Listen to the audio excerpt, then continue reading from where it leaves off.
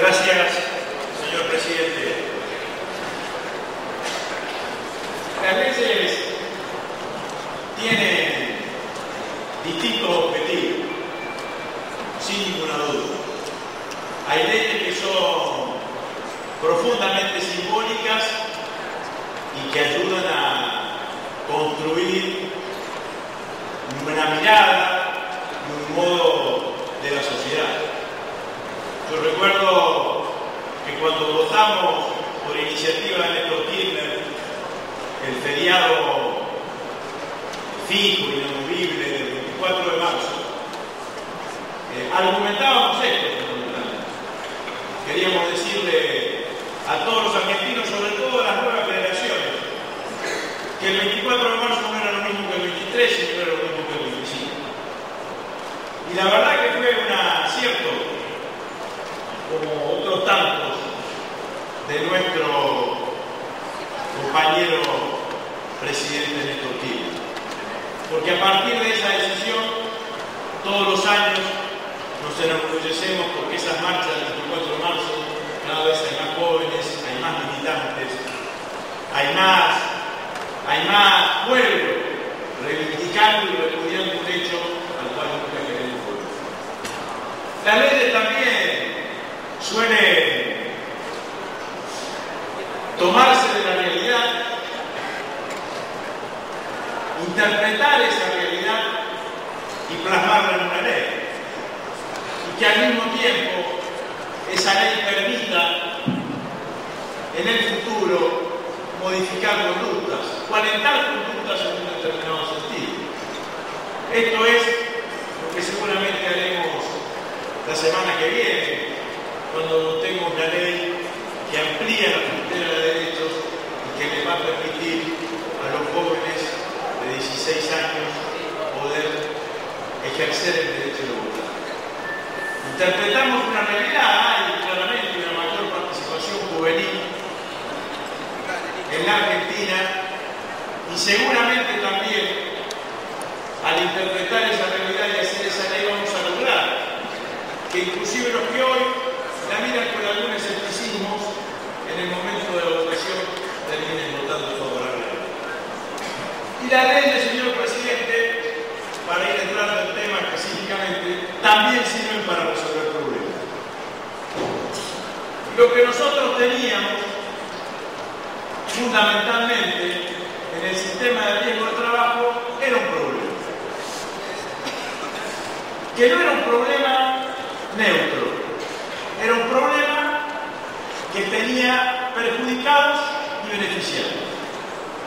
La actual situación del sistema de riesgo de trabajo perjudicaba fundamentalmente a los trabajadores, perjudica fundamentalmente a las pequeñas empresas y beneficia a las ARL. Entonces el voto negativo es alrededor de mantener las actuales condiciones. El que no se modifique el sistema es mantener las actuales situaciones. Y la verdad, señor presidente, es que nosotros venimos a proponer una modificación del sistema que favorece a los trabajadores, que favorece a la pequeña empresa y que disminuye los niveles de rentabilidad de las situaciones de riesgo de empleo. Y que además crea un instituto que son las mutuas, que saca al sistema de ser un sistema con rentabilidad para ser un sistema sin rentabilidad. Elemento al cual yo me detendría a analizar, porque en general la historia nuestra, de nuestro espacio político, no ha sido producir las modificaciones de los sistemas todas al mismo tiempo y de una misma manera. Entonces, acuérdense lo que pasó con las AFJP. No es que nacionalizamos la AFJP de un día para otro. Primero modificamos el sistema. Permitimos que se pudiese salir del sistema de AFJP y volver al sistema de reparto. Después dijimos que los que no optaban quedaban dentro del sistema de reparto. Después modificamos y creamos el inciso Q,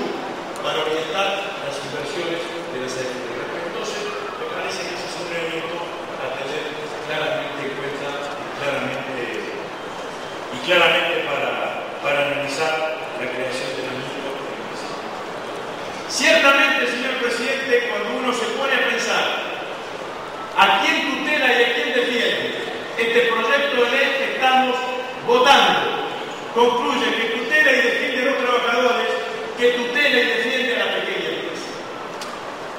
Tutela y defiende a los trabajadores porque no es que el sistema elimina la doble vida, como se ha dicho. Sí, el sistema fortalece la vida y es obligación del Estado fortalecer la vida. Porque fortalecer la vía administrativa significa claramente permitirle al trabajador que es víctima de una situación que le genera un accidente de trabajo, que lo deja en una discapacidad parcial o una discapacidad total, a recibir una indemnización en forma inmediata con un pago único. El sistema actual lo lleva al trabajador a litigar. Para litigar, para obtener lo que le corresponde, tiene que pasar más de 5 años, 6 años. Y yo reivindico a los abogados laboralistas. Muchos de ellos han tenido una historia intachable en la historia política argentina. Entre ellos, muchísimos que están sentados en nuestras bancas hoy, en la dictadura, defendiendo los intereses de los trabajadores. Pero negar que existe el garanteo con los accidentes de los trabajadores es negar la realidad. Negar que muchos trabajadores, después de 6 años, para anticipar el cobre, terminan vendiendo, lo que significa la posibilidad de obtener en esos juicios sus propios abogados patrocinantes o esos grandes estudios patrocinantes, también es negar la realidad. Y el Estado no tiene que mirar hacia el Estado. Y nosotros venimos acá a proponerle a todos los trabajadores un nuevo sistema de riesgo que en muchísimos casos duplica las indemnizaciones que ya habían sido aumentadas por un decreto del Poder Ejecutivo, que agrega el 20%, que no tiene tope y que tiene piso, y que ciertamente, imaginémonos en la cabeza del trabajador. Está laburando, tenés un accidente de trabajo, podés tener una incapacidad parcial o total. ¿Cuál es la tranquilidad y el sentido amplio del resarcimiento anímico, material y moral? Que encima tiene que costarte 5 años en la vía judicial para que te paguen, o que inmediatamente tenés una vía administrativa que te da lo que te corresponde y que te indemniza en el sentido resarcitorio más amplio. Entonces, señor presidente, nosotros no tenemos ninguna contradicción, porque hemos visto a muchos diputados que hoy han hablado más dirigiéndose a nuestro bloque que defendiendo las posiciones políticas de cada uno de ellos. La verdad que queda feíto a veces, ¿no es cierto? Tratando de calcular al bloque del oficialismo, tratando de poner algún tipo de contradicción. Es mentira que las centrales de trabajadores están en contra, algunas. Y es mentira también que tiene que haber una contradicción entre prevención y resarcimiento. Es lo mismo que tengamos una contradicción entre niñez y adultez, prevención o resarcimiento.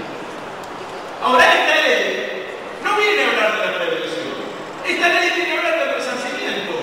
La justicia, la Corte Suprema de Justicia, no declaró inconstitucionales algunos artículos de esta ley por cuestiones vinculadas a la prevención. Declaró inconstitucionales los artículos de la ley que tenían que ver con el resarcimiento, que tenían que ver con el resarcimiento de cuota, con las indemnizaciones bajas, con el no pago único, con todo eso declaró. Entonces nosotros venimos a abocarnos a resolver ese problema. Se dijo bien, señor presidente, el año pasado la presidenta de la Nación declaró el año del trabajo decente, salud y seguridad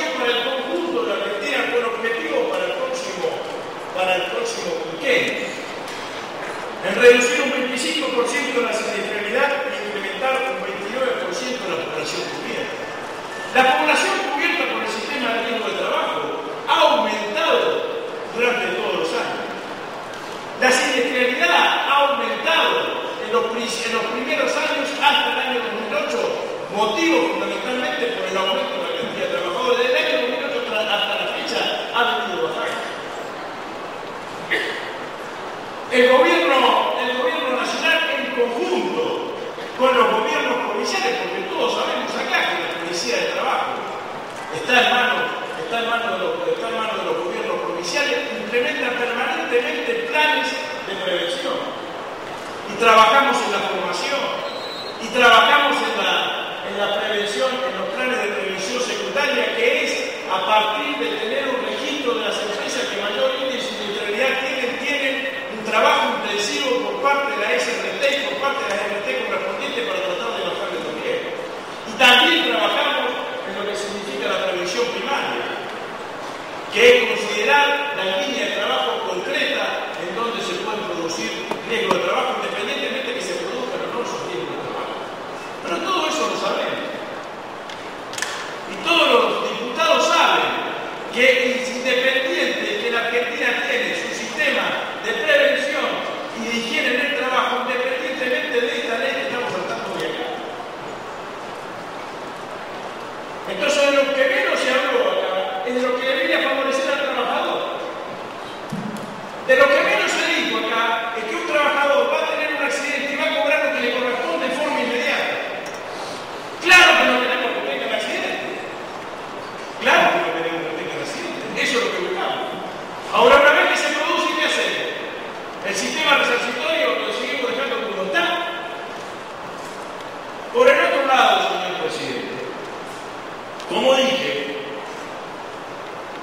en el marco del Ministerio de Trabajo se logró un acuerdo entre algunas de las centrales de trabajadores y algunas de las centrales empresarias. Y ese acuerdo es el que queremos tratar acá. Entonces, esta idea de que los trabajadores están todos en contra, ¿dónde están en contra? Todos los trabajadores. Algunas centrales sindicales están en contra y expresan su posición. Otras centrales sindicales vinieron y expresaron su posición favorable. Y lo dijeron públicamente. Algunas centrales empresarias están de acuerdo, otras centrales empresarias no están de acuerdo. El sistema de pymes que le da trabajo a casi el 46% de los argentinos. El tema de los riesgos de trabajo en la actual situación es muy difícil de sostener, porque la RT te cubre un pedazo del riesgo. Después tenés que ir a la justicia y tenés pocas aseguradoras que puedan asegurar que le den la posibilidad de asegurar una pyme en el tema del riesgo extraordinario. Una empresa grande tiene flujo de programas, flujo de negocio, flujo de ingresos, 5 años, 7 años. La estadística en esos 5 años, 7 años, se compensa en algún momento. Una pyme no tiene esa posibilidad. No tiene posibilidad de flujo. Entonces, en esa idea es que venimos acá a proponer este proyecto de ley, que no es la media sanción del Senado, es el proyecto de ley que envía la Presidenta de la Nación. Y nosotros somos el bloque oficialista. No somos libre pensador. No somos parte de una entelequia. Somos parte del proyecto político que hemos sostenido nuestra vida en cada uno de nosotros. Somos el mismo bloque que vino a nacionalizar YPF, que vino a modificar la Carta Orgánica del Banco Central, que vino a modificar el Estatuto del Peón Rural y que vino a poner el límite en la fertilización del tierra. Entonces, señor presidente, somos parte de ese proyecto político, no somos parte de ningún otro proyecto político. Y estamos orgullosos. Empezamos esta sesión recordando a Néstor Kirchner. Y digo, con Néstor lo primero que hicimos fue resolver el problema de los trabajadores docentes a Paraná los 5 días de haber asumido, porque hacía 3 meses que no había clases en Entre Ríos. Con Néstor derogamos la ley Manenco. Este bloque, con Héctor Recalde a la cabeza, impulsó la derogación de los tickets cantantes y de los pagos en negro. Nosotros hicimos la nacionalización de las AFJP. Nosotros, en soledad, votamos la ley de movilidad jubilatoria. No nos acompañó nadie en esa ley. Se van a arrepentir por no habernos acompañado en esta ley, como muchos deben estar arrepentidos cuando ven que los aumentos de la movilidad jubilatoria son una dada del 31% por año. Nos decían que el índice de movilidad jubilatoria va a estar en un 1%, 2%,